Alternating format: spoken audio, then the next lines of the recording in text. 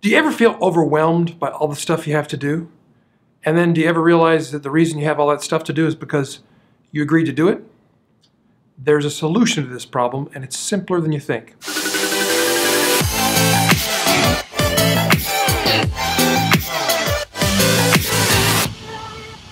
So I found myself with a very crammed calendar recently, and I've over and over again made the promise to me, to my team, to my family, I'm not going to overschedule myself, and yet I keep doing it. And I began to ask myself, why? What's going on that I keep getting so overscheduled when I know I don't want to be in that situation? And I realized I am notoriously bad at estimating how long things are actually going to take, at estimating what I'm really taking on when I say yes to a speaking appearance, for instance. So I went through an exercise that I think you'll find helpful if you have this problem too. Maybe you don't. If you don't, you can skip this video, go watch something else. But if you ever find yourself overscheduled, overcommitted, and wishing you had not agreed to do so many things, then this may be helpful to you. There's 3 simple steps to this process that will help eliminate you overcommitting your schedule. Step 1 is you need a cooling off period, or at least I do. I don't automatically say yes, and I don't automatically say no. I used to do that, but that wasn't really true. It wasn't always no. I was just using that as a way to get some cooling off time. So instead, I've started telling people exactly what's going on. It sounds interesting. I'll have to look at my calendar and consult my team, which is all true. The first question I ask myself is, why do I want to say yes to this? Why would I say yes? Does it support my overall strategy? Does it support my goals and objectives? And if the answer is no, then even if it's a good thing, I'm going to turn down the invitation. So let's say it passes that test. It supports my strategy and my objectives. It makes sense for where my life is headed. I want to say yes to it. The next step is to estimate how much time will this actually consume. So if somebody asked me to speak at a 2-day event in Chicago, for instance, it's not just 2 days. First of all, there's the prep for the presentation. That's going to take hours. If you add it up, it's going to take days of preparation. So let's say 3 days of preparation. It's going to take travel time to get to and from the event. So if the event is 2 days long, there's travel to and from. That's 4 days, 1 day before, 1 day after, because I want to arrive at the event a day early and leave the day after it's over, so I have a chance to meet with everybody, to network, to be part of the event, to be present for it. I think that's only polite if somebody invites you to speak. So that's now 7 days.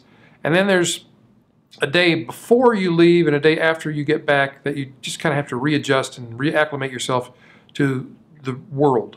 So now we're up to 9 days.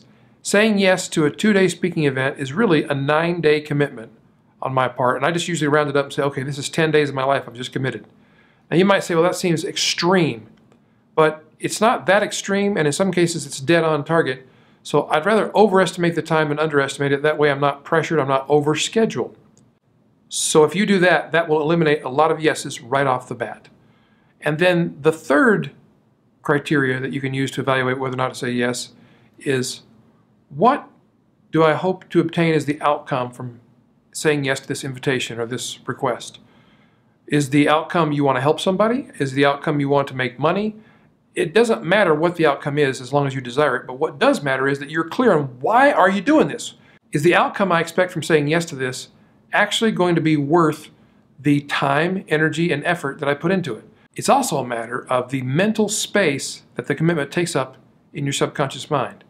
If you have so many commitments going on that it's just constant background noise in your mind, it's going to be tough to focus on the things that are at hand. The way to solve that problem is don't have so many things in the background of your mind taking up space.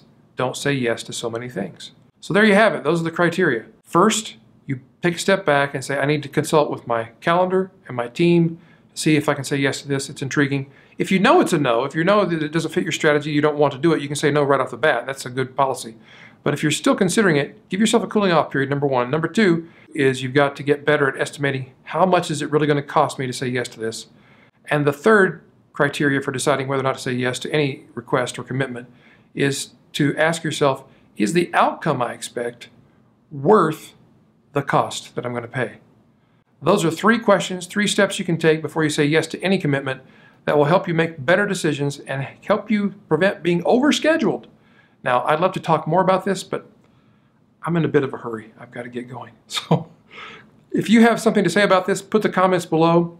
Subscribe to the channel, click the bell so we can notify you when we have a new video. And until then, I pray that God will do more for you than you can ask or even possibly imagine, that you enjoy good health, long life, and much prosperity. peace to your house.